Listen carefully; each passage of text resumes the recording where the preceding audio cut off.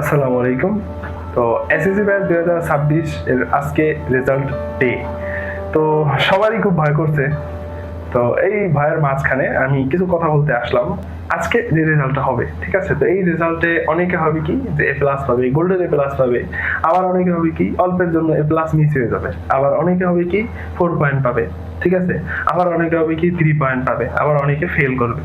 Result যাই হোক না কেন, আমাদের কি করতে হবে? সামনের দিকে ফোকাস দিতে হবে। সামনের দিকে ফোকাস দেবো বলতে, যদি আমাদের 4 পয়েন্ট আসে, তাহলে আমরা কি করব?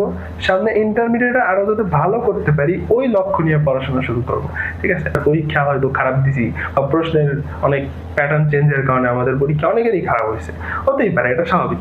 কিন্তু তাই বলে ভেঙে পড়া যাবে না। আমরা কেউ রেজাল্ট নিয়ে ভেঙে পড়বো না। এসএসসি রেজাল্ট নিয়ে আমরা যদি পড়ে থাকি, আমাদের লাইফ কিন্তু আগাবে না। আমাদের লাইফ এসএসসি মাত্র শুরু, ঠিক আছে? এসএসসি লাইফটা হচ্ছে একদম জীবনের, মানে আমাদের উন্নত জীবনে বা আমরা যত উপরে আগাইতে চাই তার একদম ফার্স্ট স্টেপ হচ্ছে আমাদের এসএসসি লাইফ। তো এসএসসি লাইফে আমাদের কোনো একটা খারাপ রেজাল্ট বা কোনো একটা ব্যাড রেজাল্টের কারণে আমরা যদি ভেঙে পড়ি, তাহলে আমরা কি করতে পারবো না? কোনো উন্নতি করতে পারবো না। আমাদের উচিত কি? সামনে এগিয়ে যাওয়া, আমাদের সামনে ফোকাস করা। এমন অনেককে দেখছি যে 2 পয়েন্ট পাইছে বা 3 পয়েন্ট পাইছে, কিন্তু সে কি করছে? একটা সময় যায় বিসিএস ক্যাডার হয়েছে। ওকে, তো এরকমও হয়েছে যে না 3 পয়েন্ট পাইছে, মোটামুটি একটা রেজাল্ট করছে, সে কি ঢাকা ইউনিভার্সিটিতে চান্স হয়েছে, অনেক আছে।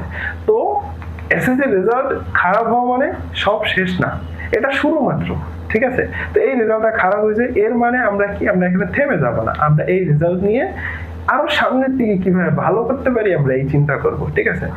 আর অভিভাবক যারা আছেন তাদের কাছে আমার একটাই অনুরোধ থাকবে, বাচ্চাদের মানে সাহস দেন, বাচ্চাদের মনোবল হারাইতে দিয়েন না।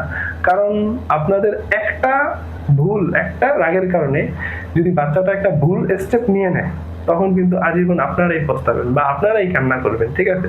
আর যারা এসএসসি ব্যাচ 2026 এর স্টুডেন্ট আছো, তাদেরকে আমি একটা কথাই বলবো, ভাই, জীবনের সবচেয়ে শুরুর স্টেপ হয়েছে এটা। একদম এডুকেশন, শিক্ষা জীবনের সবচেয়ে ইম্পর্টেন্ট বলতে কি, এসএসসি লাইফটা ইম্পর্টেন্ট, ঠিক আছে, কিন্তু এটা হচ্ছে ফার্স্ট স্টেপ। এই ফার্স্ট স্টেপের রেজাল্ট খারাপ হয়েছে, এজন্য কোনো ভুল পদক্ষেপ নেওয়া যাবে না, ঠিক আছে?